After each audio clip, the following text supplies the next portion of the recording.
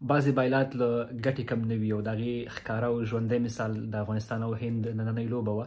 که څه هم لوبه هند وګټله، خو افغانستان فوق العاده لوبه وکړله او د هند په شان یو پیاوړي لوبډلې خلاف چې په شلو ورځو کې په نړۍ کې لومړی مقام لري، داسې لوبه کول اسان کار نه دی. حتی پیاوړي لوبډلې د هند خلاف نشي کولی، او دا چې افغانستان په دې وتوانید چې د هند خلاف لوبه مساوي کړي، سوپر اوور ته لاړه شي، په سوپر اوور کې بیا مساوي شي او بل سوپر اوور ته لاړه شي او هلته یې وبایلي، دغې ته بایلل نشو ویلی. افغان لوبډلې په لومړۍ پاڼۍ کې هم په توپ اچونه کې بهترین پیل کړی و، په لومړۍ 12 اورونو کې بیخي لوبه د افغانستان په طرف وه. که څه هم په دوهمه نیمه کې لوبه د هند طرف ته لاړه، زموږ توپ اچوونکو همغسې توپ اچونه ونه شوه لکه په پیل کې چې وکړله.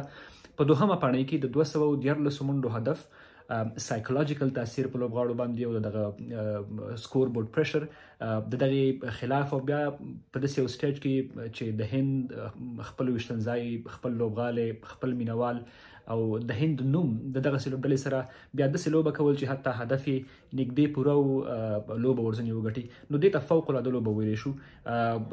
ښه خبر دا دی چې په افغان لوبډله کې ځوانانو زموږ په توپ اچونه کې بهترین توپ اچوونکي مو نه و ناست و. نن راشد د ټپونو له وجې په دې سیریز کې بیخي نه و، نوین الحق هم ناست و، فضل حق فاروقي هم ناست و، او د دغه سربیره هم موږ د هند سره داسې لوبه وکړله چې ګواکې د افغانستان بهترینه لوبډله همدا وي.